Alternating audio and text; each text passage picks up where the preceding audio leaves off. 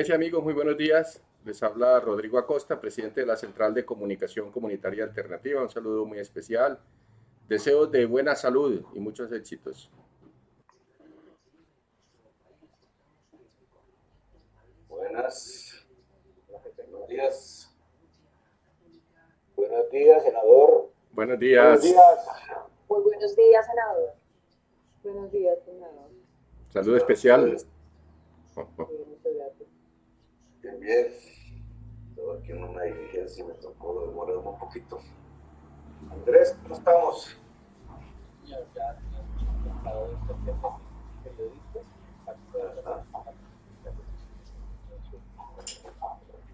Vale, ¿tenemos una lista de medios o cómo? Sí, ya ellos ¿Cómo se organiza una rueda de prensa virtual? Que yo nunca he hecho ni una. ya se están escribiendo ahí por el chat interno para llevar el orden de cada uno de los que vaya a preguntar y a quién le va a preguntar. Ya hay algunos registrados. La idea es que hable usted primero, luego va a hablar el doctor Barrios y enseguida el doctor Carlos Rodríguez. Ellos dos escogieron ya el tiempo en que van a hablar. Y luego de eso viene una ronda de preguntas ya de los medios que se han inscrito para ustedes.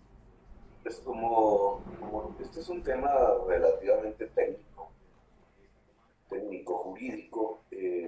A mí me gustaría más que hablaran primero los abogados expertos en esta materia y culpables de lo sucedido. Y después si me lo permiten, incluso respondiendo a las preguntas de la prensa. Porque yo ya le daría un poco más político, ¿no? Obviamente, las consecuencias, etcétera, que esto tiene. Me parece, propongo que sea así. Listo, perfecto. Hagámoslo así. Es una rueda de prensa con Gustavo Petro. Yo estoy aquí en cámara. Bueno.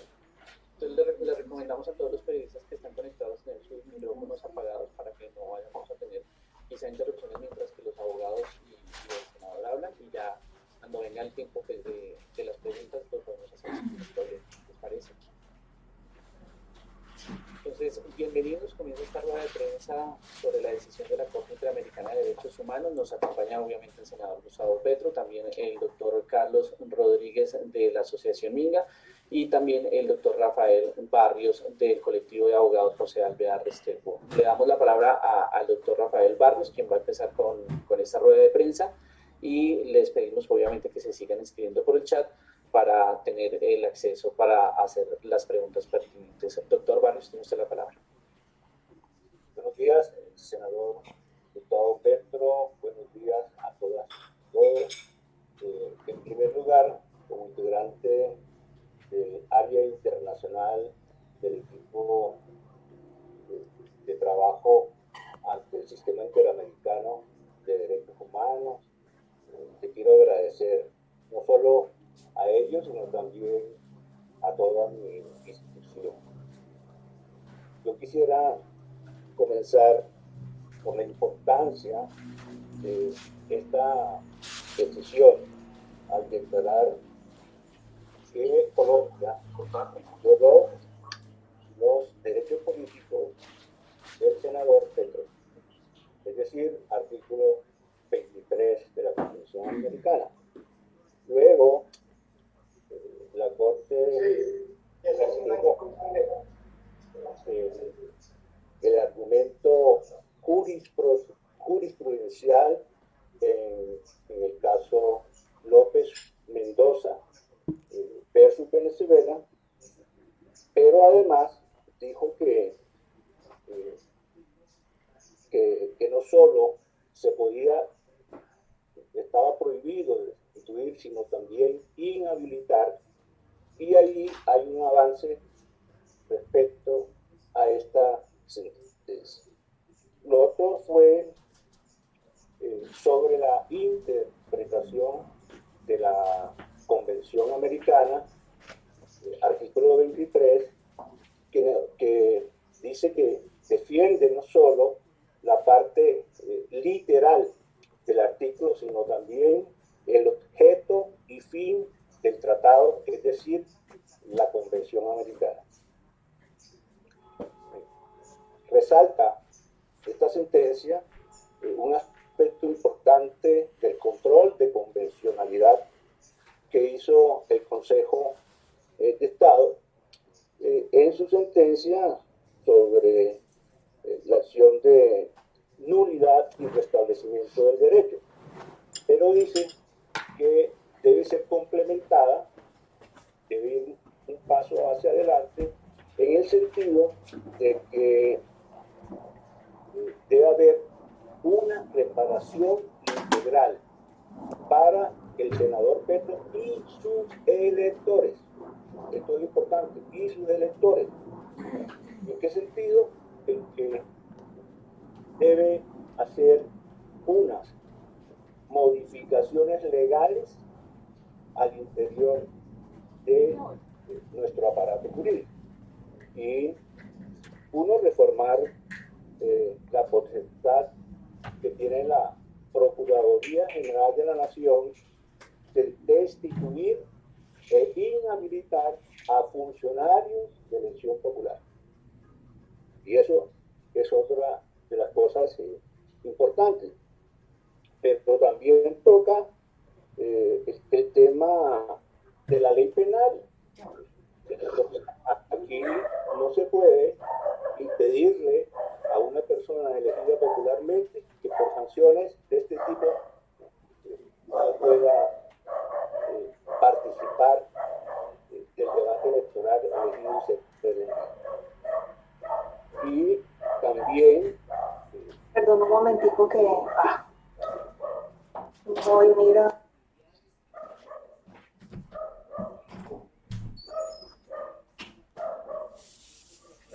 Continúe, doctor.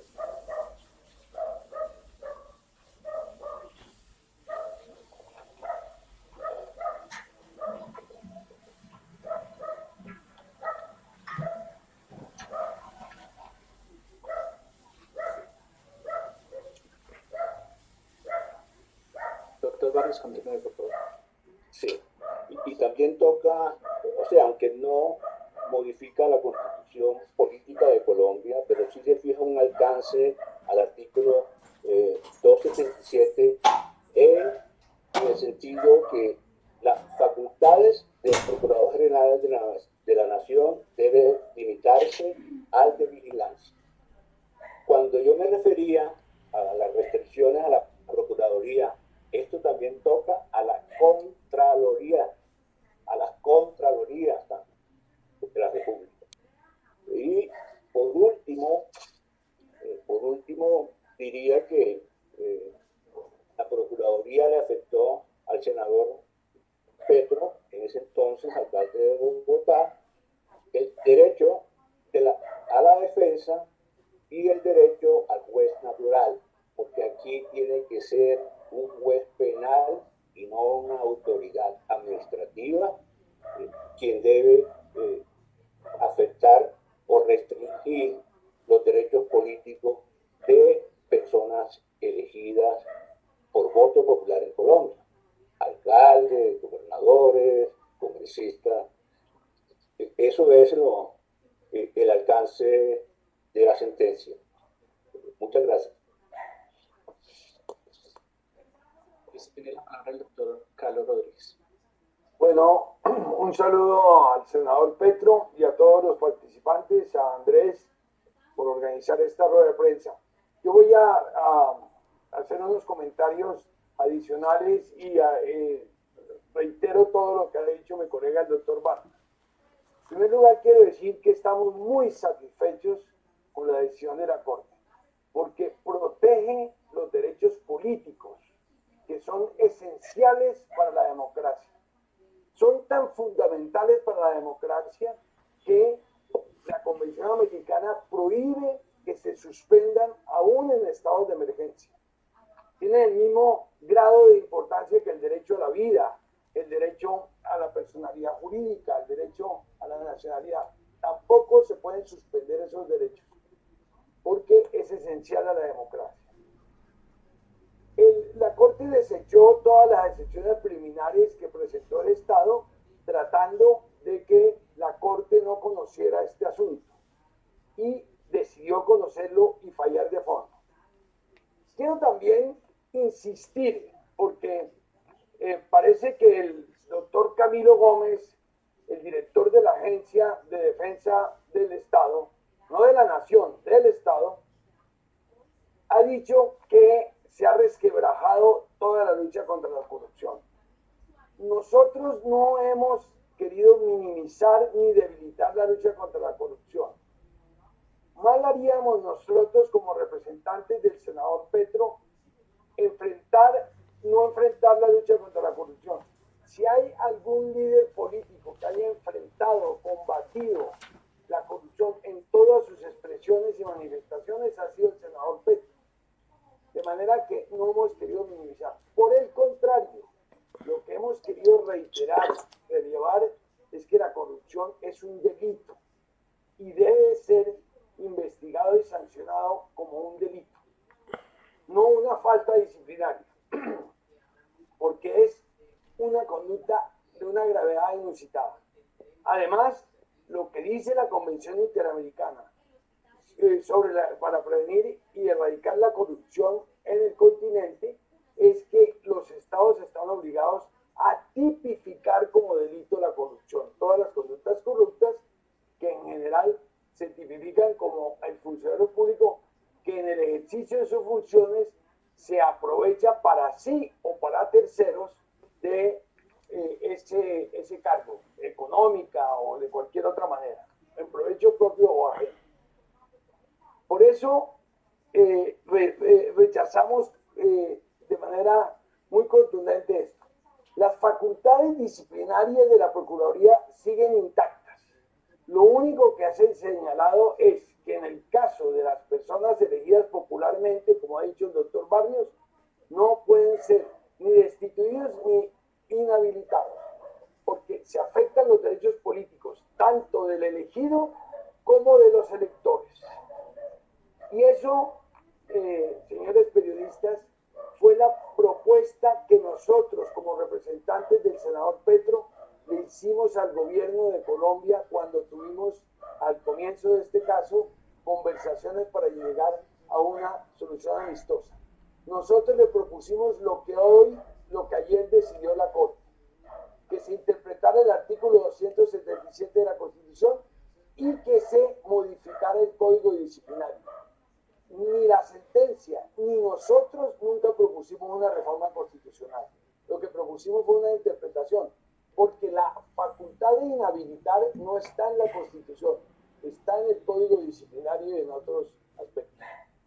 También es importante señalar que, como señaló también el doctor Barrios, que la sentencia no solamente restringe esa capacidad de destituir e inhabilitar a las personas elegidas popularmente, sino que le quita los efectos inhabilitadores a las sanciones de la Procuraduría y a cualquier otra acción administrativa.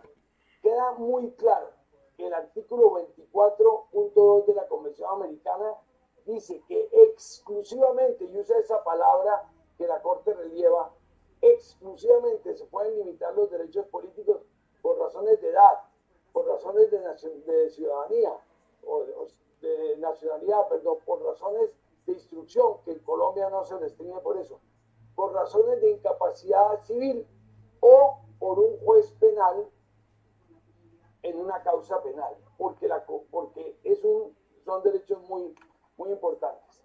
Finalmente, quisiera señalar que la Corte declaró violado el debido proceso en este caso, pero no descalifica el procedimiento administrativo. Muy importante. Lo que dice es que en este caso, y eso es una responsabilidad del que era procurador, quienes instruyeron fueron los mismos que fallaron. Y la Corte dice, para que haya debido proceso, quien instruye una causa no puede ser la misma persona o el mismo grupo el que falle. Pero siguen intactas las facultades de la Procuraduría. No se han debilitado para nada las medidas disciplinarias. Las medidas disciplinarias que no tienen entidad de delito para los funcionarios que son elegidos popularmente. De manera que expreso mi satisfacción, comparto las apreciaciones que ha hecho el doctor Barrios y hago estos comentarios con énfasis y le dejo la palabra al senador Petro. Muchas gracias. Gracias, doctor Carlos. Senador Gustavo Petro, tiene usted la palabra para sus comentarios. No sé si espero preguntas o... Este tema obviamente es largo. Los causantes de este tema, tengo que decirlo así, son personas que estaban incursas en unos hechos de corrupción.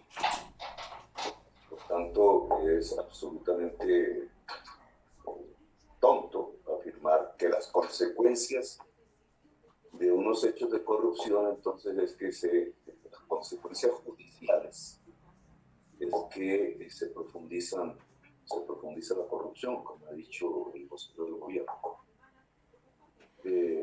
¿Cuáles eran los hechos de corrupción? Pues una apropiación privada de un servicio público, el ASEP, en contra de otros privados, pero humildes y miles, que eran los recicladores.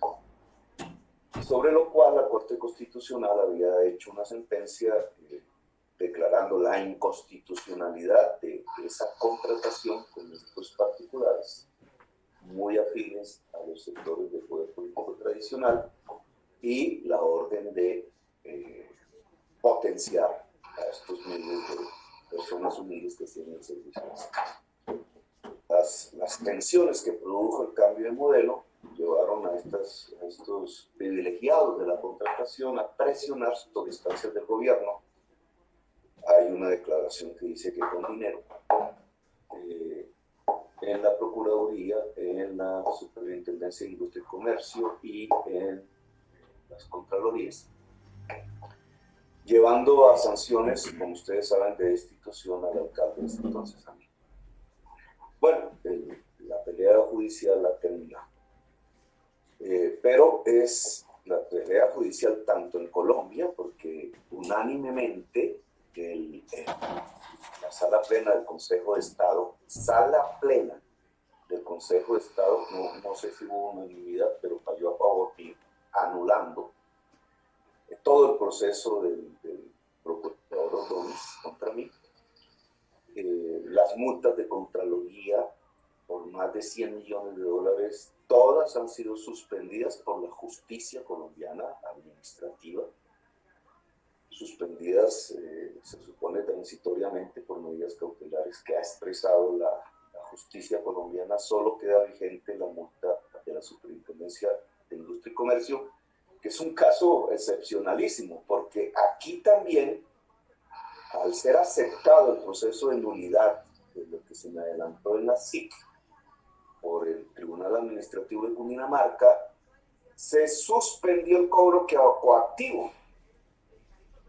Pero, extrañamente, el presidente, a través de la superintendencia, mantiene el embargo, como medida cautelar, se llama así. Es decir, está suspendido el cobro coactivo judicialmente, pero la presidencia me embarga. Viene sueldo lo que tuviera. Que es básicamente una persecución política. Bueno, estos son los hechos que en gran parte se derrumban hoy. La sentencia, ya lo explicaron los abogados, simplemente vuelve realidad un principio democrático, porque esto no es de corrupción, sino de democracia. El derecho político como un derecho humano fundamental, que lo reconoce nuestra Constitución del 91 y la Convención, que es parte de la Constitución de Colombia, por el artículo 92 del bloque de constitucionalidad. Esto es lo primero. El derecho político es un derecho humano fundamental. ¿Cuál es el derecho político? A elegir o ser elegido y participar en condiciones de igualdad en las decisiones del Estado. Ese es el artículo 23 de la Convención. Elegir o ser elegido. ¿Qué puede vulnerar ese derecho? Pues la Convención, que es nuestra Constitución, establece unos eventos en los que se puede vulnerar el derecho a elegir. Por ejemplo, la mayoría de edad, la nacionalidad, o que la persona haya cometido un delito. Y por tanto un juez penal le quite sus derechos políticos. Esa es la convención, esa es la democracia, principio universal. En Colombia, bajo la excusa de la corrupción, que no es cierta, porque la corrupción ha incrementado en Colombia en forma escandalosa, se quitó y se vulneró los derechos políticos, es decir, los derechos humanos fundamentales, al permitir que autoridades políticas no judiciales, y la Contraloría lo es, y la Procuraduría lo es, no son autoridades judiciales, no juzgan. Entonces se les permitió quitar derechos políticos a la ciudadanía, más de casi 2.000 en el caso colombiano. Eso mismo hicieron los venezolanos en el gobierno de Chávez, por ejemplo. Y a través de una multa le quitaron los derechos políticos a Leopoldo López. Y Leopoldo López intercedió a la Comisión Interamericana, hizo el mismo proceso y hubo una sentencia previa a la nuestra en donde se le restituyó sus derechos políticos. Esa sentencia debía ser aplicable en Colombia, como nosotros lo pedimos, pero el gobierno hizo oídos sordos al tema. Venezuela respondió saliéndose del sistema interamericano de derechos humanos.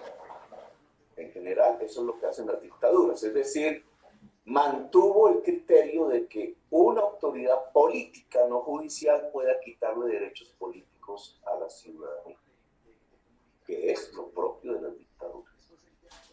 En Colombia, como no se quiso aplicar esa sentencia, que era obligatoria aplicarla, pues nos tocó mantener todo el proceso. En el año 2017 hicimos un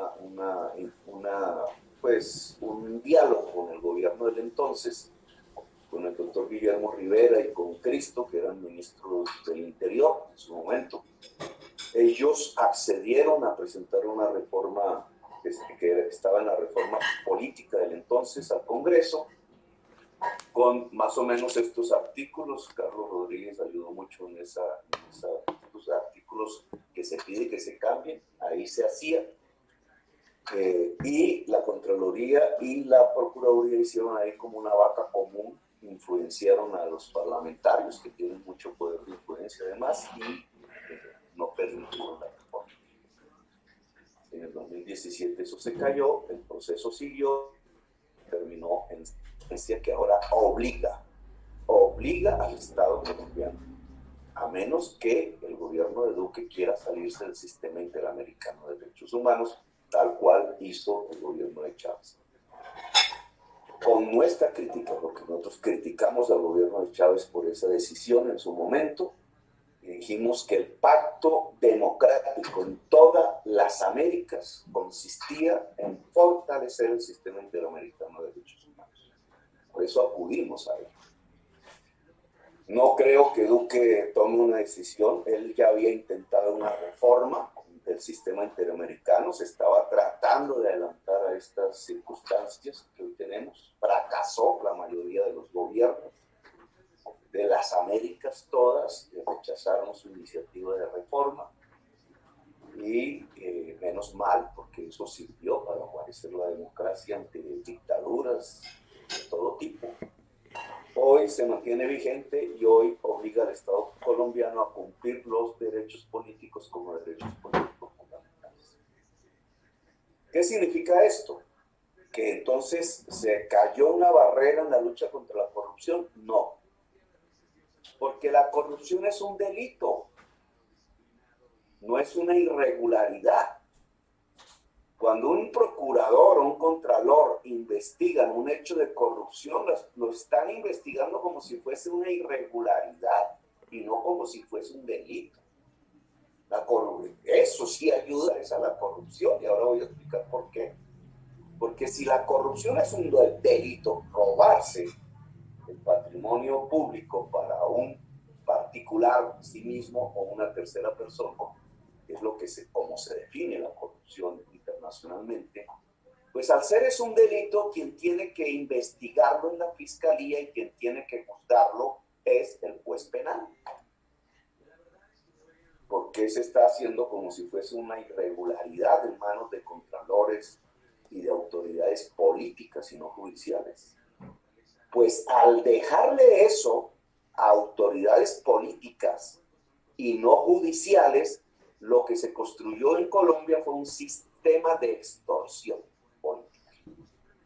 Porque lo que hace el Contralor Regional en algún municipio, o el Procurador Regional, guardadas las excepciones que siempre las hay, es pedir el CBY en el proceso de corrupción que ha detectado y dejarlo en la impunidad.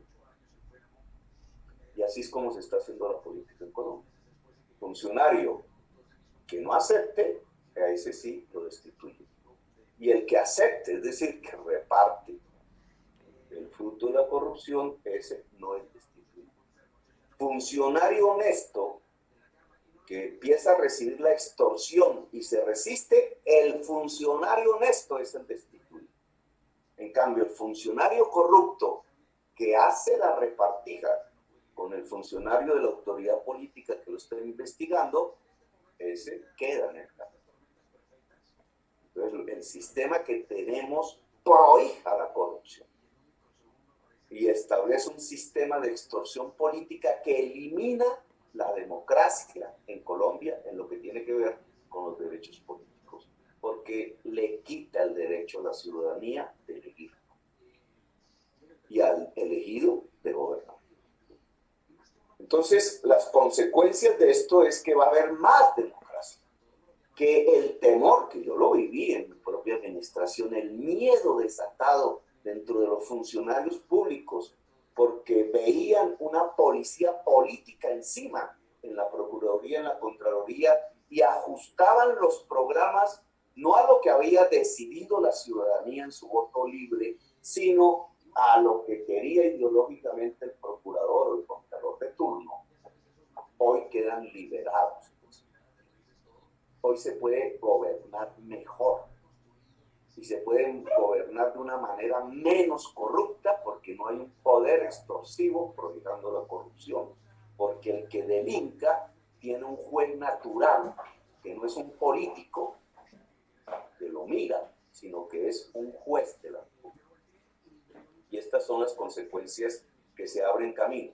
Esto implica, ya pensando hacia el futuro, políticamente, que la Fiscalía debe tener una Fiscalía Anticorrupción muchísimo más fuerte de la que tiene hoy.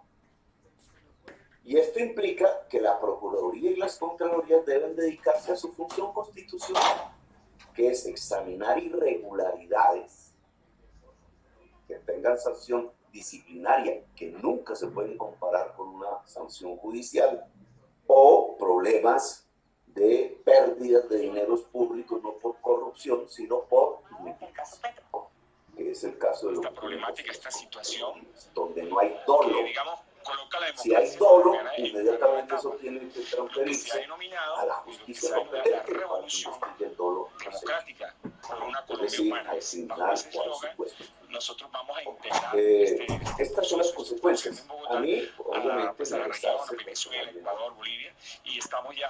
aún tengo consecuencias Lo que está ocurriendo en Bogotá era un oligopolio por de parte la de la basura. presidencia de la No olvidarse que tras el terrible, negocio de la basura está el Uribe y presidente sus hijos, embargando a su que opositor. aquí hay grandes Es intereses la del ley de pueblo. los caballos, Y eso que lo practicaron los conservadores en el año 1908 contra los liberales.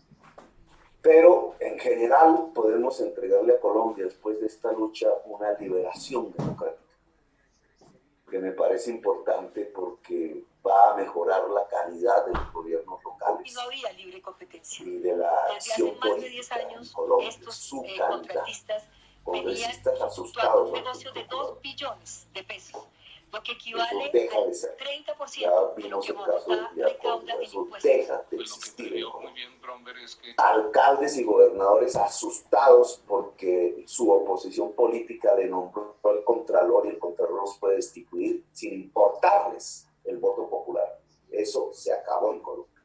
Hoy las ciudadanías pueden ser más libres de escoger y de controlar a sus gobernantes, porque son los verdaderos dueños del Estado. Bueno, ahí termino, Andrés, creo que me puedo extender una hora más y eso no los lo poderes del procurador podían Comenzamos la ronda de preguntas. pero digamos eso es un tema de... Eso, mejor así a ver ahí, porque... Sí. Bien, en total ha habido Senador Petro, ¿cómo está? ¿Me escuchan? Senador Petro, buenos días. Usted obviamente menciona un punto muy importante que es pues, los casos en los que la acción de la Procuraduría ha funcionado mal. Usted menciona su caso, el caso de la doctora Piedad Córdoba, pero también ha habido casos en que la Procuraduría ha sido más eficiente y más rápida que la justicia penal. Y se me viene a la cabeza el caso de Samuel Moreno que usted denunció, el caso del carrusel de la contratación. En ese escenario, si se hubiera aplicado esta jurisprudencia, ¿usted no cree que hubiera sido el efecto mucho peor de lo que fue?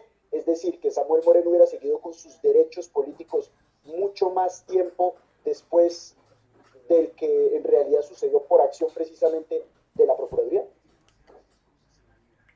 A ver, la Procuraduría no fue la que descubrió a Samuel Moreno. Fuimos nosotros.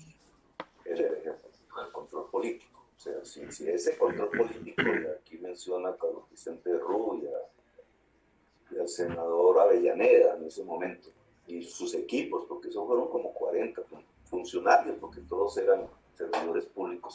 Si eso no se establece, eso no hubiera ocurrido, ni la Procuraduría ni la Fiscalía.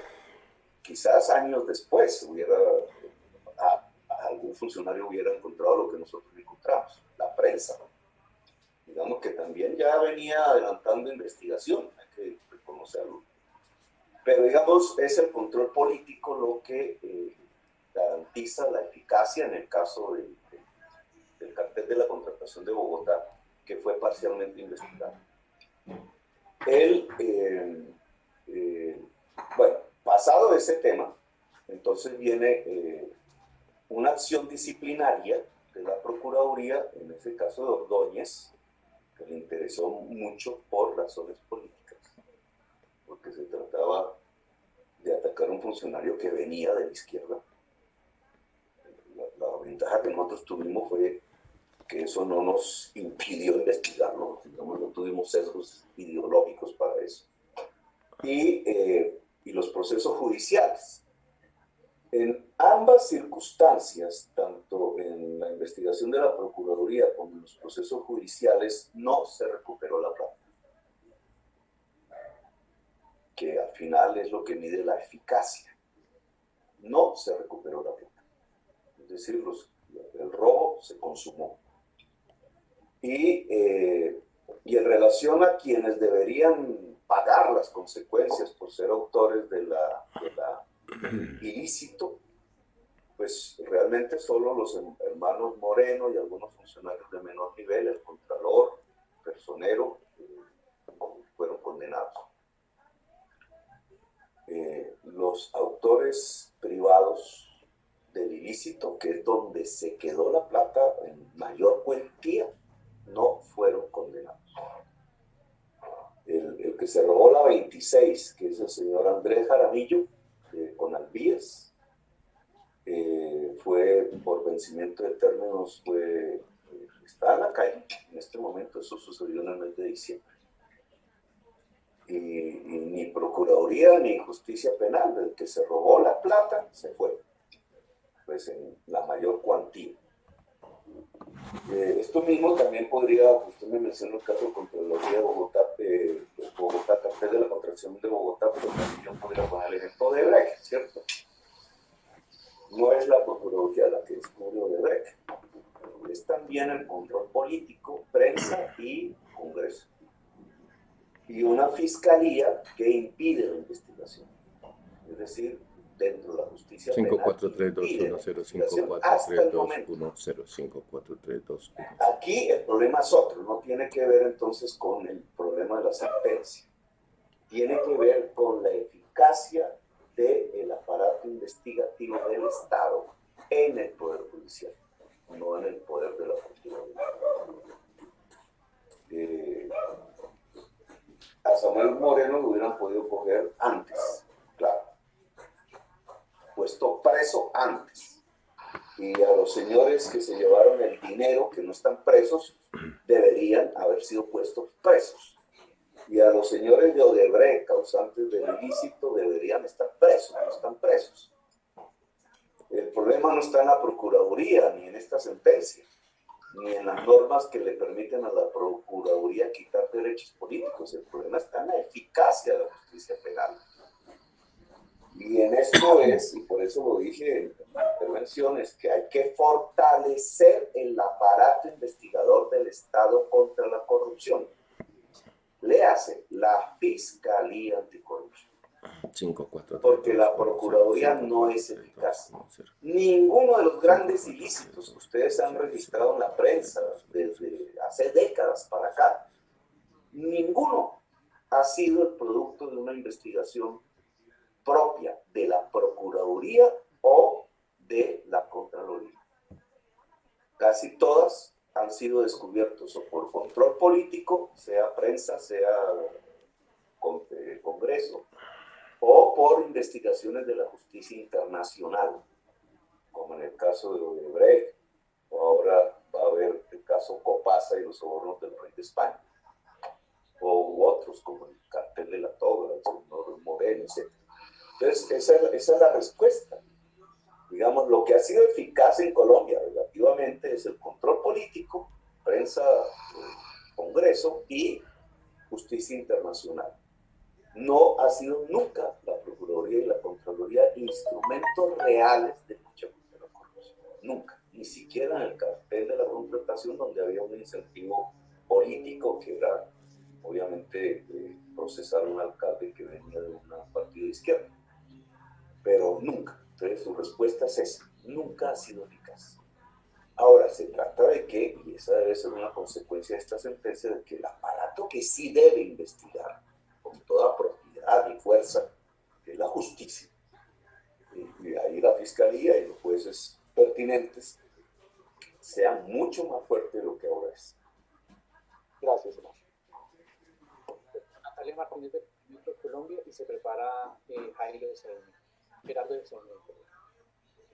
Senador, muy buenos días. Una de las preguntas que tengo son dos preguntas. La primera es, ¿todo lo que usted había pedido con sus abogados a la Corte Interamericana fue otorgado o qué cosas la Corte decidió desestimar y no le concedió? Esa es la primera pregunta. Y la segunda, en el caso de la indemnización que se le cobra en este momento a Colombia, pues obviamente la agencia jurídica del Estado está buscando herramientas para que no sea el Estado quien tenga que pagarlas.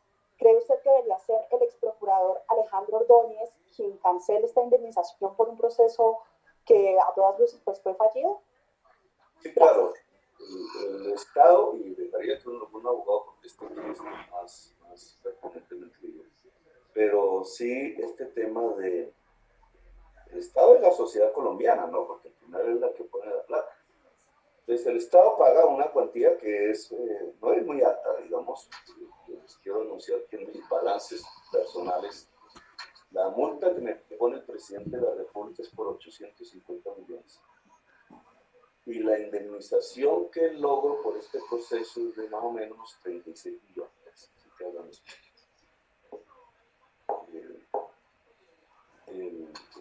Digamos, en términos de propio pecunio, pues yo vengo perdiendo muchísimo más a raíz de toda esta situación que lo que es la indemnización. Pero el tema es el siguiente.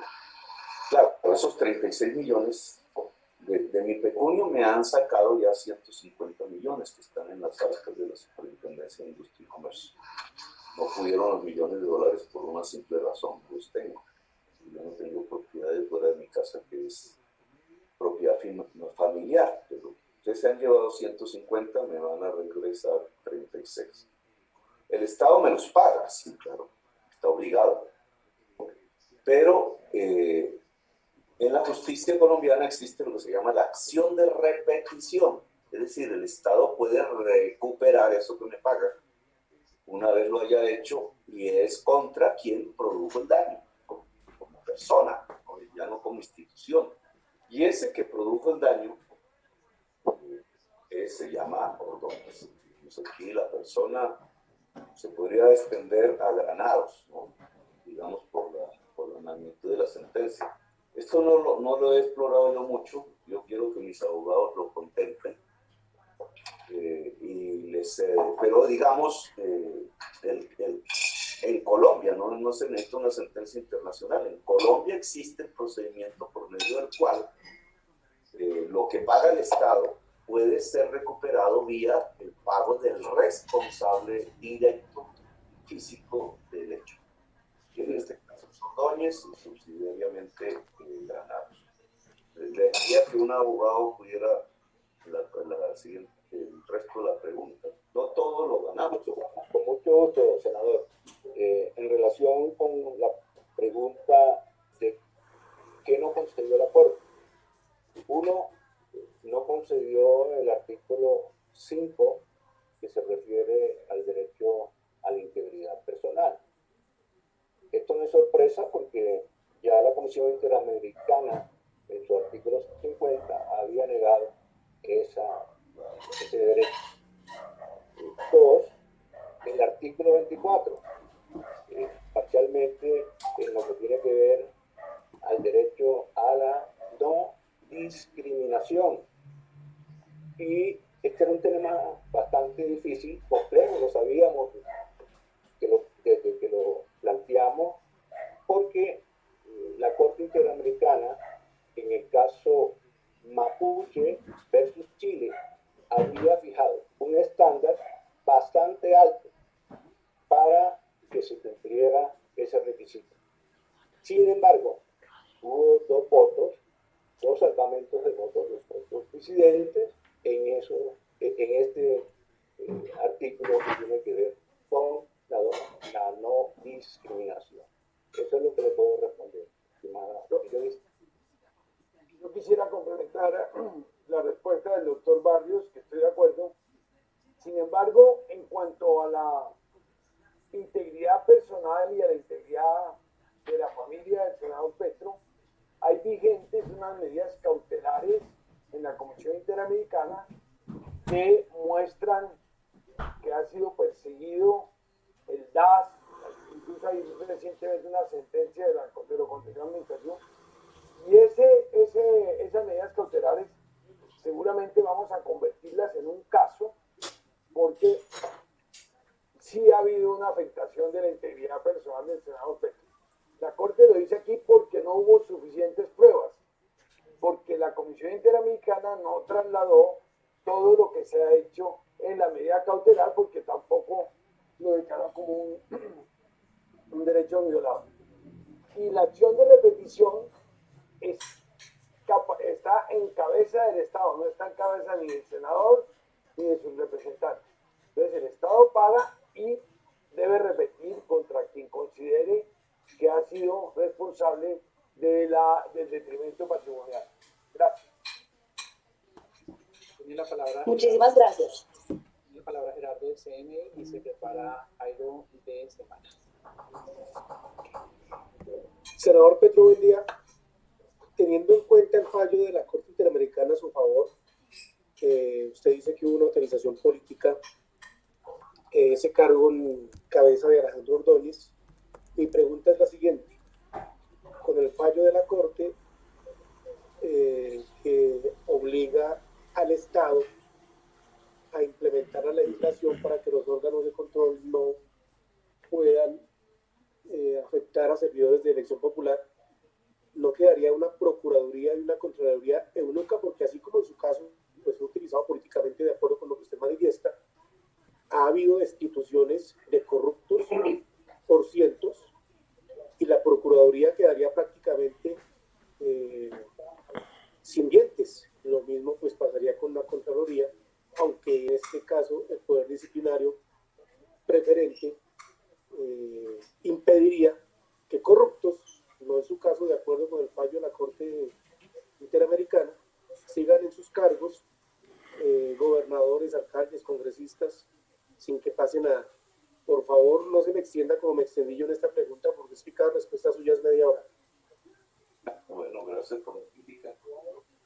Por su culpa, por haber votado por mí al Congreso, me terminó volviendo parlamentario.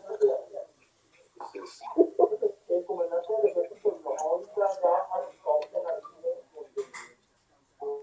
bueno, el tema, los corruptos siguen en los gobiernos. Eso es cierto de que entonces la Procuraduría los está sacando, ¿no?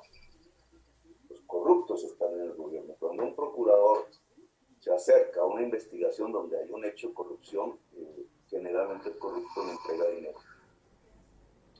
Si el procurador es honesto, que los hay, pues no se deja sobornar, pero en muchos de los casos, lamentablemente, incluso sin dinero, sino simplemente por influencia política, porque entonces llama al senador tal que ayudó a elegir al procurador o al concejal tal que ayudó a elegir al contralor y ya resuelve el asunto.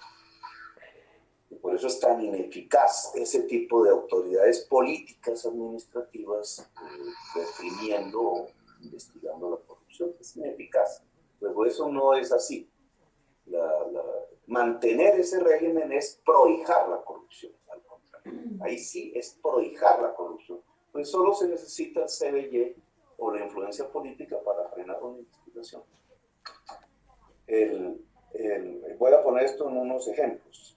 Si un funcionario va, supongamos el alcalde mayor, bueno, no pongamos un funcionario elegido popularmente, un congresista, un gobernante, llega borracho a su puesto de trabajo, comete una irregularidad disciplinaria, porque su reglamento de trabajo, etcétera, le prohíbe llegar borracho al lugar de trabajo. Entonces, ahí hay una sanción. Esa sanción puede ser X, multas incluso, y la puede poner, este fallo no tiene nada que ver con eso, la sigue poniendo la Procuraduría, que es la que sanciona disciplinariamente, o si hubo una falencia y entonces hicieron mal los datos y se perdió una plata, pero no por dolos, por fallas, digamos, pues puede haber una sanción fiscal. Lo único que prohíbe esta sentencia es que esas sanciones, tanto la fiscal como la disciplinaria, no quitan derechos políticos. Eso es todo. Lo demás sigue igual.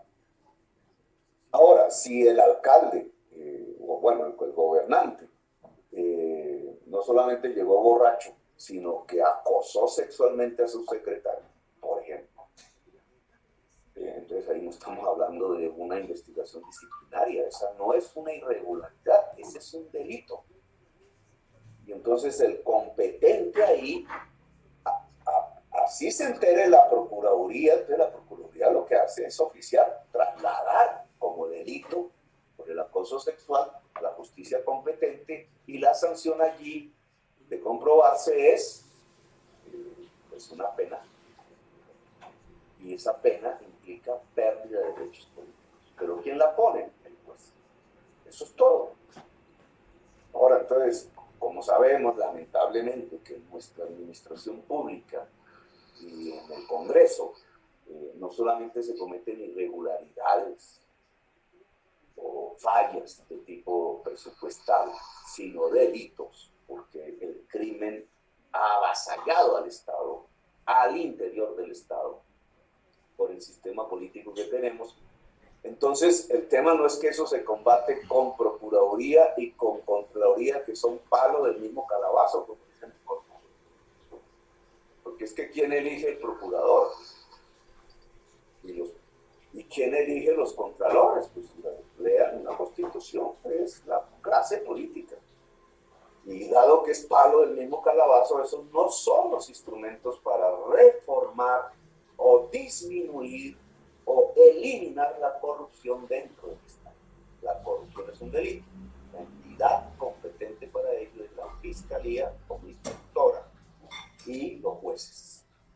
Es ahí donde hay que fortalecer el esfuerzo. Es ahí, no en las Procuradurías y Contralorías. Porque si ustedes fortalecen Procuradurías y Contralorías, que es palo del mismo calabazo, lo que están es fortaleciendo la ineficacia en la lucha contra. Me toca preguntar yo. Carlos quería hablar. Permítame, senador. No, pero déjeme hacerle la aclaración, señor Gerardo, que usted también tuvo oportunidad de hablar. Es muy importante lo que ha dicho el senador Petro. La Procuraduría tiene facultades para intervenir en los procesos penales judiciales y para impulsar la acción penal. De manera que en caso de delitos, la Procuraduría es fundamental para que la Fiscalía se mueva. Y eso es lo que debe hacer en casos de corrupción que constituyan delito. Gracias. Senador, una inquietud para más claridad. Exactamente entonces la Procuraduría, cuando usted dice no puede convocar, ¿qué puede hacer y qué no puede hacer, senador Petro? Todo lo que dice el Código Disciplinario, todo, digamos, todo el Código Disciplinario se mantiene vigente, exactamente todo, excepto quitar derechos políticos, destituir en caso de funcionarios de elección popular, no cualquier funcionario, solo en casos de funcionario de elección porque está vulnerando el derecho de los electores, o quitar derechos, inhabilitar. Aquí siempre es inhabilitar. Entonces, eso que decía, se inhabilita por 15 años para ejercer funciones, por eso, porque ese es un derecho político. Eso solo lo puede quitar, en ambos casos, un juez. El uso de la palabra Jairo Lozano de Semana Noticias y se prepara Lucía Benavente. Senador, gracias, muy buenos días. Estamos en directo para Semana Noticias. Yo quiero insistirle en un punto que usted ha mencionado ya a lo largo de esta intervención. ¿Hasta dónde va la responsabilidad de Alejandro Ordóñez, directamente él, como procurador general? Y él definitivamente tendría que apartarse de la embajada en la OEA, donde está actualmente, como muchas voces lo están pidiendo desde ayer aquí en Colombia. Bueno, buenos días, Jairo. Yo que quería dar a usted esa larga entrevista, como vive. Pero bueno, ojalá que sea larga conmigo algún día. Claro que sí, senador. Usted siempre ha tenido aquí las puertas abiertas y ha estado con nosotros en largas entrevistas también. Bienvenido y muchas gracias. Gracias, Jairo. El tema es, sí, claro, el responsable individual es el procurador. Él es el que toma la iniciativa, él es el que maneja el proceso. Tenía un amigo de candidato a la Procuraduría ahora, ¿no? Es el señor Novoa, Juan Carlos Novoa, que es el que firma, funcionario firmante de la sala disciplinaria, que es un subalterno de él, Juan Carlos Novoa, creo que es el nombre exacto. Pero el responsable directo de todo este entuerto se llama Alejandro Ordóñez. Hay otro que es en la Contraloría, que usan, después de ese episodio, usan la Contraloría una mayoría del Consejo. Políticamente el Partido Cambio Radical usa su influencia en el Consejo para elegir su Contralor, que es el señor, ¿cómo se llama? El Granados, que hace unos procedimientos diferentes, unos sobre los mismos temas, pero que tenían el mismo objetivo, es decir, inhabilitar el alcalde. Y por eso hace un entuerto completo, que es coger la acción de repetición, la vuelve como si fuera acción de la Contraloría, entonces me pone a pagar, por ejemplo, todo lo que dejaron de pagar los usuarios del transporte, por la reducción de tarifas. Entonces le dio como $80 millones, y bueno, como mucho. Claro, su intención era que no la pudiera pagar. El no pudiera pagar quedaba por las normas vigentes que hoy se caen con la sentencia de la Corte Interamericana, la inhabilidad por sanción fiscal, porque aquí ni siquiera es irregularidad, sino una sanción fiscal, me inhabilitaba políticamente prácticamente de por vida, porque esa inhabilidad solo es hasta cuando se puede pagar. Pero yo, ¿cuándo puedo pagar $80 millones? Pues para eso lo hizo, para inhabilitarme de por vida. Entonces, ese es otro funcionario, Granados, es Contralor de Bogotá, y el Estado puede repetir contra ellos. Ahora, su pregunta es, ¿qué pasa políticamente con Ordóñez? Porque él es embajador de la OEA, de este gobierno. La sentencia no habla nada de eso, obviamente, ni a mí me interesa mucho, porque el embajador de la OEA es un digno representante del presidente Duque. Y esa es la imagen que él quiere presentarle al mundo, porque todos los embajadores de la OEA hoy que lleguen allá a esas reuniones que hacen del Consejo de la OEA o que tengan interrelación con el embajador Ordóñez, pues saben hoy que Ordóñez es el responsable de una condena contra el Estado colombiano en el sistema interamericano del cual hace parte la OEA. Incluso es como su eje rector. Digamos, es una situación políticamente impresentable, pero corresponde a Duque. Si Duque quiere hacer que su gobierno sea representado así, es decir, por un violador de derechos humanos constatado en la misma instancia de la que hace parte, pues ese es un problema, en mi opinión, de allá él, así como mantener una vicepresidenta que metió plata para sacar a un narcotraficante de la cárcel porque era su hermano, o se asesoró de otro terrorista que asesinó a Jaime Garzón, o se asoció personalmente con un grande narcotraficante del país. Claro, pues si ellos quieren mantener la vicepresidenta en el cargo, pues esa es su presentación pública ante el mundo. Una persona que pensara en la nación, en la sociedad y en la imagen del país, en sus criterios y en sus valores, pues no deja que pase eso. Pero lamentablemente ese tipo de valoración no parece estar en la cabeza de los gobernantes. Es Duque el que decide. Si me preguntan a mí si yo fuese presidente, pues es impresentable. La imagen de Colombia, la figura de Colombia, los valores de Colombia ante la OEA están representados por un violador flagrante, probado de derechos humanos. Porque los derechos políticos son derechos. Tiene el uso de la palabra Lucía Navindia y se prepara Daniel Pérez de Oca. Senador, ya que estaba nombrando el cargo en la OEA, quería preguntarle si es más probable que el mismo presidente Duque le pida que se retire del cargo a Ordóñez o si va a ser Ordóñez el que pueda tomar esa decisión motu propio.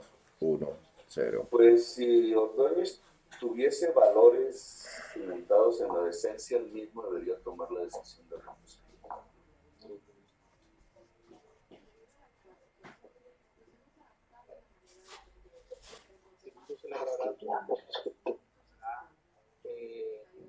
Rodrigo Acosta. En este momento, Andrés. Hola Andrés, voy yo, ¿cierto? Sí, hay que saber ponerlo. Perdón, Andrés, ¿me escuchas ahí? Yo no te escucho, Andrés. ¿Me oyes? Bueno, voy a hacer la pregunta. Bueno, doctor Gustavo Petro, gracias por este espacio.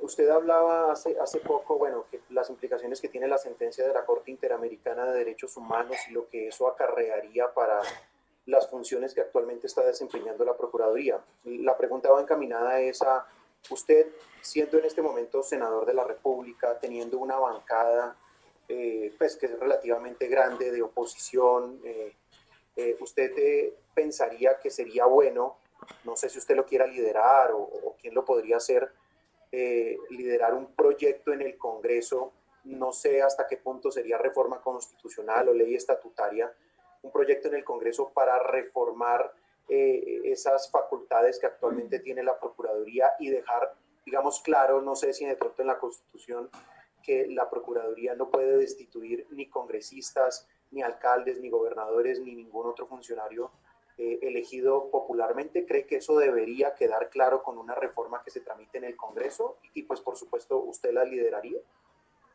Hay dos formas, ¿no? Hay dos formas de conseguir lo que ordena. Ojo con la palabra ordena. La Corte Interamericana. Esto no es una pérdida de soberanía, porque ya verán que hay funcionarios que empiezan a hablar políticos en estos términos. Esto no es una pérdida de soberanía, ¿por qué? Porque la institución Corte Interamericana de Derechos Humanos y Comisión hace parte de la institucionalidad colombiana. Es una institución nacional, es multilateral, pero también es nacional. ¿Por qué? Porque así lo quiso el Congreso de Colombia y el gobierno de Colombia en el año 72, cuando hizo de la convención una ley. Y así lo que hizo la Asamblea Constituyente de Colombia cuando hizo la Constitución del 91 y introdujo todos estos tratados ya aprobados por Colombia, del cual Colombia es signatario, lo introdujo dentro del bloque constitucionalidad. Entonces la convención es parte de nuestra constitución y sus instituciones son parte de nuestra institucionalidad. Por eso existe algo que se llama el control de convencionalidad, que es poco aprendido en nuestras facultades de Derecho. El control de convencionalidad como el control de constitucionalidad, en el caso de la convencionalidad, hace que cualquier juez de Colombia, en cualquier parte del país, el más humilde, el más alejado, puede hacer práctica la convención inmediatamente a través de sus sentencias.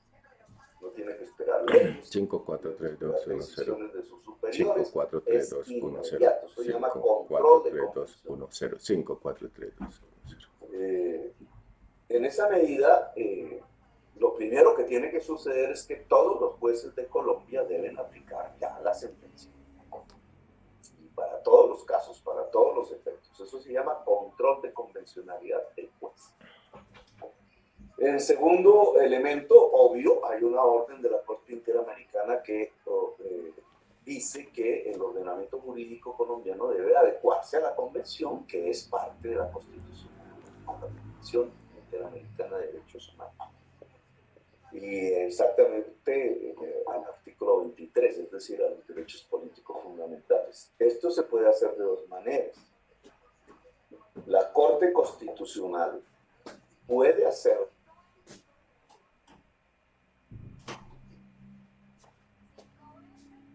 que pide la Corte que se cambien.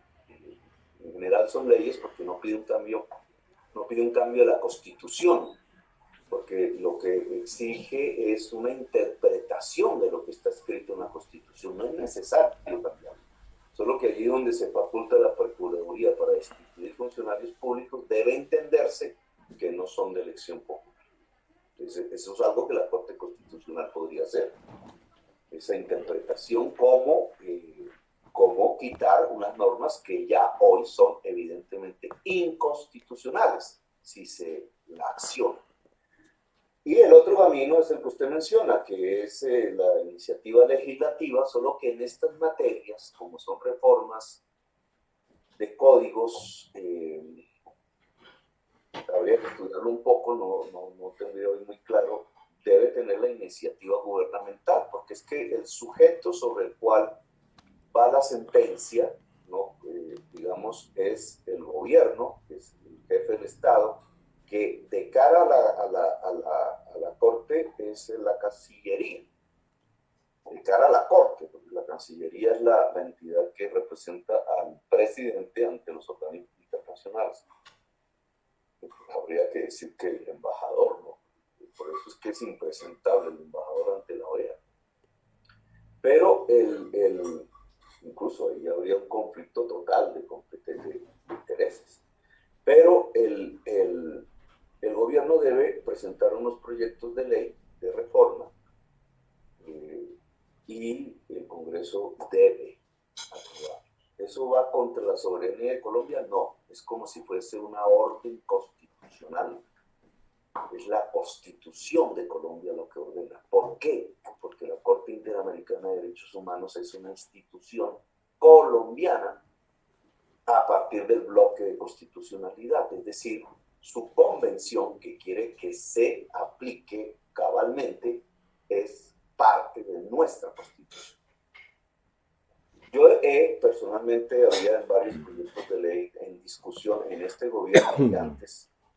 5, 4, 3, 2, 1, 0, 5, 4, 3, 2, 1, 0, 5, 4, 3, 2, 1, 0. Discutiendo hace poco. Pero el Congreso no le ha puesto cuidado a esto, incluso siendo el Congreso uno de los beneficiarios de la sentencia, porque los congresistas hoy son más libres políticamente. Pero, sin embargo, nunca le prestó atención a esto. El gobierno de Duque tampoco, el gobierno de Santos sí, pero no tuvo la suficiente voluntad política. Y ahora es una orden, así que el gobierno debe tramitar los proyectos o la acción ciudadana puede hacerlos vigentes vía juez y vía el juez constitucional. Tiene el uso de la palabra Rodrigo Acosta y se prepara Silvia Charri de Bogotá. Senador Gustavo Petro, muy buenos días, un saludo muy especial para usted y deseos de buena salud. Gracias, Rodrigo, ¿cómo está? Como presidente de la Central de Comunicación Comunitaria Alternativa, ligado a los procesos sociales, quiero por favor que usted me responda a la siguiente pregunta. ¿Cuál fue ese entronque político que sucedió con los Ríos Velilla, socio de los Nule, Germán Vargas Lleras, para que llevaran precisamente a esas decisiones, incluida la Superintendencia de Industria y Comercio, y las acciones que desarrollaron estos contratistas los días 18 al 20 de diciembre del 2012, cuando amaneció Bogotá regada de basuras por cuanto no entregaron esos vehículos de la parte pública, un negocio de 2.5 billones de pesos? Es bueno que usted se refiera y amplíe su exposición que hizo en un inicio sobre el concepto de apropiación privada de un servicio público. ¿A qué se refiere? Y si es posible que usted como senador y las bancadas democráticas del Congreso pudieran presentar algunas reformas legales que pudieran crear mayor independencia a los funcionarios de elección popular frente a los contratistas que construyen de esta forma. Sí, usted me pone ahí, Silvi pidió la palabra, que parece que estaba en el orden del día, pero usted me pone el tema en lo profundamente político, no solamente en lo jurídico. La política guía siempre lo jurídico, aunque mis abogados a veces no están de acuerdo con eso. Pero él, indudablemente, tiene una raíz. Todo esto tiene una raíz política, que es el tema de la privatización de servicios públicos. Los servicios públicos son del Estado, son de la sociedad, de acuerdo a la Constitución, pero, dice la Constitución, se pueden conceder a particulares y los particulares pueden hacer negocio con ellos, siempre y cuando sea para cumplir los fines sociales del Estado, es decir, para que esos servicios públicos le lleguen a toda la sociedad sin discriminación. Entonces, se ha construido una ideología. Ojo, señores de la prensa, esto no es teoría científica como se piensa a veces a través de los llamados expertos, que lo que expresan es una ideología. Economistas que están en una ideología han pretendido hacer creer que es una ley científica, que lo demás es incorrecto, el que los servicios públicos sean regidos por el mercado y por el interés de lucro particular. Es la misma discusión que hay hoy respecto, por ejemplo, a la Junta Directiva de Empresas Públicas de Medellín. Entonces, si un alcalde, que es el representante de la sociedad propietaria de esa empresa, decide cambiar una junta, quitar intereses particulares, hacerla más ciudadana, entonces le cae todo el mundo encima. Todo el mundo no, pues los intereses que se afectan de tipo particular, haciendo ver que eso es una tochada. Y muchos miembros de la prensa se prestan a ese tipo de campaña, como si lo científico fuera que una empresa pública necesariamente tuviese que ser administrada, gestionada y puesta al servicio de un interés particular económico. Eso no es así. Lo que sucedió en el aseo es parecido, digamos. Lo que pasa es que ya ha pasado un tiempo. Entonces, el servicio público de aseo es de la sociedad, es público. La licitación que terminó en mi gobierno de entregarle en concesión a 4 particulares fue declarada inconstitucional por la Corte Constitucional. La permitió que siguiera porque dijo que eso ya no se podía resolver, pero la declaró inconstitucional. Y las declaraciones ante la justicia de muchos miembros del cartel de la contratación de Bogotá dijo que ahí había corrupción. Es decir, los propietarios de esas concesiones, unos habían participado en el gran cartel de la contratación local. Yo insinué en julio del 2010 a la prensa, en rueda de prensa como esta, que el cartel de la contratación de Bogotá no era solo Bogotá, sino que había un cartel de la contratación nacional y que lo integraba Odebrecht. Se lo dije a 50 periodistas en el recinto de una comisión del Senado de la República en julio del 2010. Odebrecht es parte del cartel nacional de la contratación, como lo es Conalvías y como lo es la familia Ríos. Odebrecht estaba financiando al uribismo. Andrés Jaramillo a todos, uribistas y otros. Y la familia Ríos a Cambio Radical y a Vargas. Claro, yo cuando hago la orden, ejecuto la orden de la Corte Constitucional cambiando el modelo de aseo, pues me echo encima ese tipo de mega contratistas con intereses particulares en el Estado. Dejo que termine el contrato, porque no se los anulé ni se los quité, sino que dejé que terminara y empecé a implementar el nuevo modelo, y ellos sabotearon el modelo guardando los carros compactadores que eran propiedad del distrito, porque en una concesión los bienes de la concesión son del concesionario, ¿sí? Del contratante, es decir, de la sociedad, porque se han comprado con el dinero de la sociedad, no del interés particular. Y bueno, pues vino las consecuencias. Entonces, claro, un alcalde hablando de desprivatizar, que fue lo que yo hice, desprivatizar un servicio público. Pues eso fue considerado por todos los defensores de esta ideología política como un crimen, y me mandaron el Estado encima y parte de la prensa. Y no era un crimen. Estaba en todo mi derecho como gobernante y representando un electorado que por eso fue que me eligió, y era el mayoritario. Y eso es lo que hoy se demuestra. Digamos, al final de los años y todo mucho sufrimiento familiar, porque esto sí me causó hasta enfermedades, pues hemos llegado a esta conclusión ya cuando tengo 60 años de edad. No era un crimen, eso es simplemente una ideología, como puede haber otro sistema de ideas que piensan que hay que fortalecer lo público. Tenía un mensaje que no era solamente sacarme de la carrera política, y obviamente lo querían dos competidores, Ordóñez y el jefe de Cambio Radical, Partaqueras, y incidieron para tratar de lograrlo, incluso llegaron hasta la Corte Constitucional, que no hizo caso del control de convencionalismo. El Consejo de Estado en las primeras de cambio obedeció a Ordóñez, después varió porque cambió su composición y se liberó del cartel de la toga. Pero digamos, ese fue toda. Pero además de eso, había un mensaje de terror hacia todos los gobernantes de Colombia. Y era que si hacía lo que hacía Petro, entonces iba a pasarles lo mismo, embargados sus bienes, sin sueldos, sin perseguidos, procesados, inhabilitados de por vida. ¿Qué era lo que estaban haciendo? Disciplinar políticamente el voto popular, para que no rompiese con los preceptos de una ideología política, que es la neoliberal, y que se hace valer vía prensa como si fuese una teoría científica irrefutable. Hoy está refutada, completamente refutada en todo el mundo por la pandemia y la crisis económica. Bueno, esta es la consecuencia, digamos, política. Hoy, por lo menos, ya a mis 60 años de edad, se le puede decir a todo gobernante en Colombia, actual y futuro, que no van a tener ese poder disciplinador político arrodillándolos a una ideología política caduca, anacrónica e incapaz, que ha llevado a la humanidad al borde de su extinción. Tiene uso de la palabra Silvia Charri de Blue Radio y se prepara para cerrar de Confidencial Colombia. Buenos días.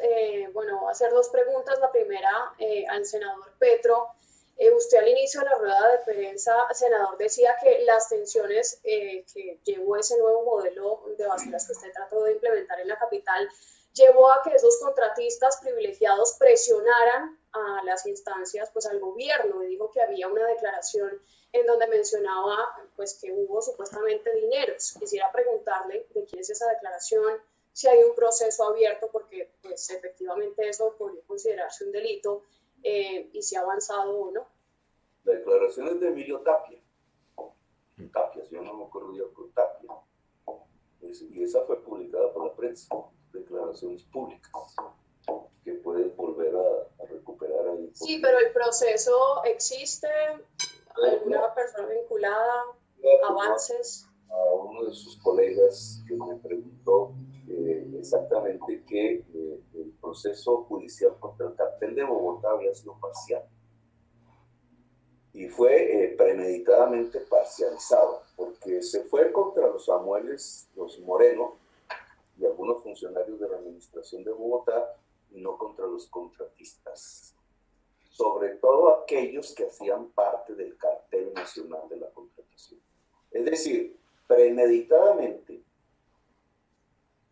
se hizo la investigación hasta el punto en donde no tocara los contratistas del cartel nacional de la contratación.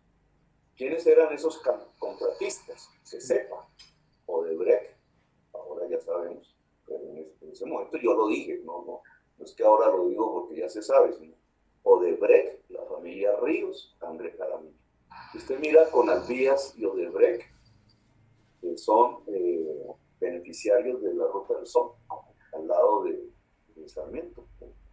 Son parte del cartel de la contratación de la época, porque esa licitación fue 2009-2010. Y la familia Ríos acaba de quedar con Electrocaribe. Electricaribe se apropió de bienes, son los que están detrás de la urbanización de los cerros orientales, se quedaron con el recaudo del transporte público de Bogotá, y ese, de acuerdo a confesiones judiciales, hace parte de los contratos corruptos del cartel de la contratación de Bogotá, etcétera. Entonces, digamos, nada de esto tiene investigación judicial, ni mucho menos de la Procuraduría ni de la Contraloría. Todo esto se detuvo porque premeditadamente costó la idea de que el cartel nacional eran los nules. Los nules los venían de golpear en la Ruta del Sol, les quitaron el pedazo de la 26 para entregárselo a Andrés Jaramillo. Entonces los nules fue el que es parte de un cartel corrupto, pero que venía menos, y fue reemplazado por corruptos mayores.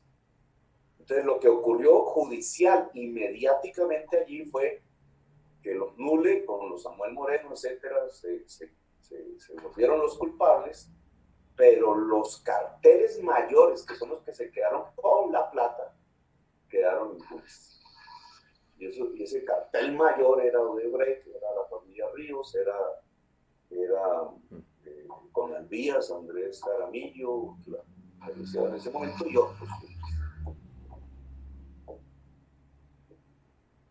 Qué pena. Y la segunda pregunta es para alguno de los abogados que nos aclare, para ver si podemos contar cuál es el proceso que se vendría para implementar esos cambios en el Código Disciplinario en la Procuraduría. Bueno, yo no sé si un abogado quiera contestar este pedazo de la pregunta. En parte, la Corte Interamericana fijó un plazo razonable al Estado de Colombia para implementar la orden de adecuación de la ley colombiana a la Convención Americana. El trámite legal, aquí el plazo razonable lo indica, es la reforma legal que debe tramitarse en el Congreso, pero ahí el conocedor de ese tema es el senador Petro. Vamos a esperar a Duque, digamos, la primera respuesta de Camilo Gómez, que es el que presentó a Duque allá en el proceso propiamente. No es, digamos, es reactiva. Démosle un tiempo, no me parece que porque entonces se pierde, entonces hay que responder con rabia. Lo primero que tiene que examinar Duque y asesorado por Camilo Gómez es si quiere que Colombia siga en el sistema interamericano. La primera discusión, bueno, si Colombia, como los varias, se sale de un sistema interamericano de derechos humanos, lo que cumplir la sentencia. como yo creo, lo racional, lo lógico, independientemente de las posiciones políticas, es continuar en el sistema interamericano de derechos humanos, entonces hay que cumplir la sentencia, así de simple, hay que cumplir. Porque si no vendrían sanciones mayores, claro, lo que puede, también eso suelen nuestros gobernantes decir, para el próximo y el que venga, entonces les aplicamos una carga mayor. El incumplimiento de la sentencia, un desacato a la sentencia, etcétera, que incluso podría ser cobrado judicialmente dentro de Colombia. Perfectamente. Pero, digamos, supongamos que estamos ante un gobierno que mantiene una cuota de racionalidad todavía y pues deciden aplicar la sentencia y entonces hacer la reconversión jurídica en nuestras normas. No es muy difícil, son 4 artículos, ese trabajo ya lo habíamos hecho con Carlos Rodríguez, son 4 o 5 artículos que hay que cambiar, no es más. No, digamos, no tiene mayor dificultad y pueden ser un proyecto de reforma que presenta el gobierno, el Ministerio del Interior o la Cancillería, podría ser la Canciller, al Congreso de Colombia. El Congreso de Colombia la puede tramitar con mensaje de urgencia y da los tiempos suficientes, si está actuando racionalmente. Un sustituto de eso puede hacerlo los jueces de oficio, en casos concretos, en procesos que adelantan, poniendo ya el control de convencionalidad a ejecutarse. Esto implicaría que habría muchas demandas de personas que han sido, a los que les han vulnerado sus derechos políticos. O puede hacerlo la Corte Constitucional vía una sentencia general obligatoria que hay que accionar, pero la Corte Constitucional podría hacer ella misma la reforma, interpretando el artículo constitucional y declarando constitucionales los 4 o 5 artículos que hay que cambiar. No es mucho, no es complicado, digamos, desde el punto de vista jurídico. No es que Colombia quedó en un mundo de inseguridad jurídica ni nada por el estilo. Todo eso es agrandar un problema por no querer resolver. No, es una reforma de 4 o 5 artículos de 2 o 3 leyes. Si el gobierno de Duque tiene la voluntad política, pues lo puede hacer en los próximos meses sin mayor problema. Tiene usa la palabra Negra Negrete Confidencial Colombia y cerramos con Felipe Carrillo. Buenos días. Buenos días, doctor Petro. Buenos días, doctor Barrio, doctor Rodríguez. Mi pregunta iba precisamente hacia el punto 8 de la parte resolutiva de la sentencia, que habla precisamente sobre el tiempo razonable que le da la Corte a Colombia para que haga, pues, para que adecue su ordenamiento jurídico. Pero teniendo en cuenta, pues, que ustedes son parte de este proceso, ¿cuál sería ese tiempo razonable para ustedes como parte de este proceso? Y en efectos prácticos, ¿cuál sería la consecuencia para el Estado en caso de que se decida no acatar esta sentencia? Como ya lo decíamos, depende mucho de la voluntad política del gobierno, porque el plazo razonable pues depende de qué vía va a escoger no solo el gobierno, sino la Corte Constitucional, los jueces o el trámite legislativo. Como lo ha dicho el senador Petro, Carlos Rodríguez ha apoyado ese proyecto de ley que el gobierno no la ha querido implementar. Entonces, Carlos puede complementar la respuesta a tu pregunta. Muchas gracias. Bueno, no, complemento en el sentido de que depende de la voluntad política. Como ha dicho el senador Petro, el gobierno debería presentar un proyecto de ley que interprete el artículo, en mi opinión, que interprete el artículo 277 en el sentido, lo interprete con autoridad, en el sentido de que cuando la Constitución habla de destitución, como una de las medidas que puede tomar el procurador, están excluidas las personas elegidas popularmente en virtud del artículo 23.4 de la Convención Americana, que hace parte, como ya se ha dicho aquí, de la Constitución.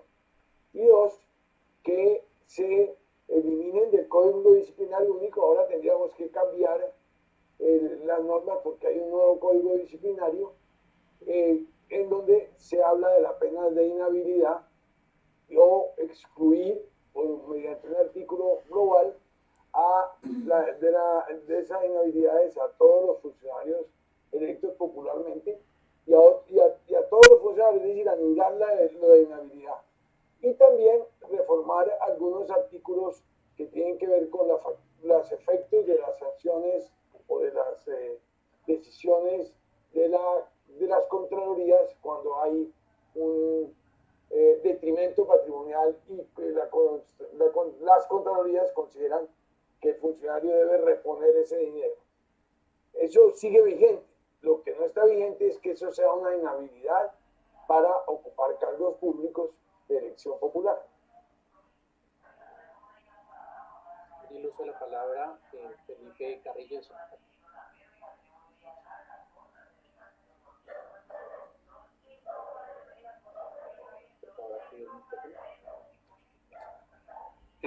Muy buenos días, señor Gustavo Petro. Espero que tenga un excelente día. ¿Consideraría usted que generar un proyecto de ley como el que se mencionó anteriormente, que busque la prohibición de la anulación de cargos políticos electos democráticamente, puede convertirse en un arma de doble filo, teniendo en cuenta que muchos podrían subir a sus cargos presuntamente por medio de actos corruptos? Digamos, la corrupción es delito. Si un corrupto es elegido, incluso puede ser elegido corruptamente. Vamos a poner un caso de la compra de votos, que es la base de la corrupción en Colombia. Claro, como hay un manejo muy extendido y normalizado de compra de votos en Colombia, todo el mundo sabe que se compra, todo el mundo sabe que hay millones de votos comprados, todo el mundo sabe las zonas donde más se compra. Casi que se puede saber quiénes son los que compran, pero se ha normalizado, es decir, es que así es la política, es que así son los políticos y no hay procesos penales contra los compradores de voto. Fíjense lo que está sucediendo con el proceso de Aida Merlano, que es como uno de los pocos en donde aparece el problema de manera pública, pero eso es un caso más de muchos. O la ñeñe, o el ñeñe, que también confiesa que compra votos. Entonces, digamos, como eso se ha normalizado y no hay una persecución del delito de compra de votos, es un delito, pues una serie de personas sale elegida a cargos ya corruptas, ya de per se corruptas, digamos. Ya independientemente de lo que hagan en su cargo o en su curul, pues ya se eligieron corruptamente.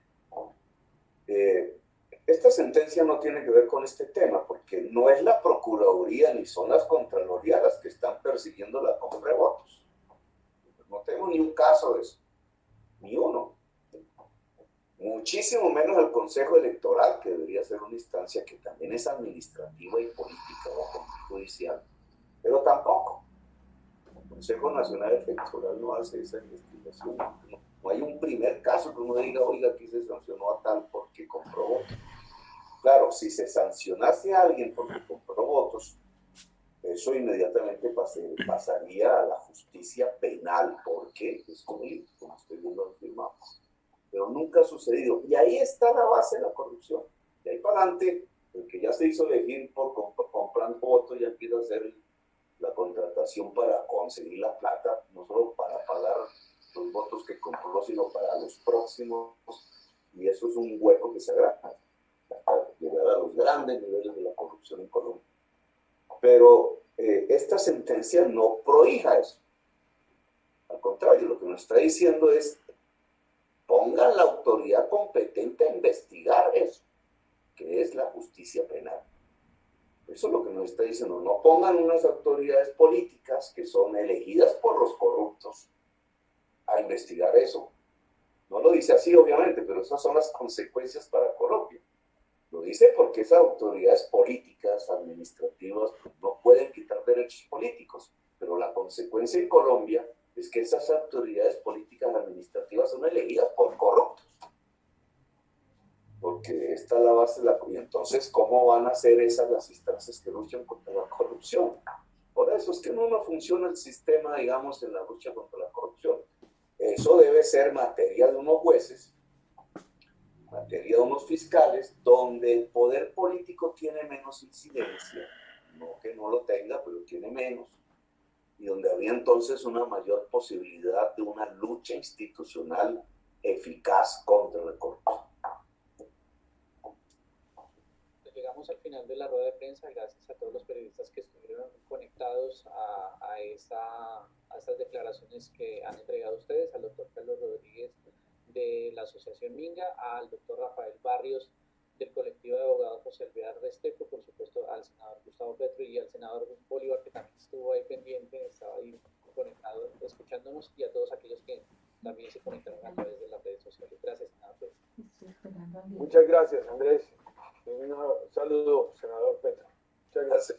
Felicitaciones. Gracias, Andrés. Muchas gracias. Hasta pronto. Rafael Vargas me defendió cuando tenía 21 años.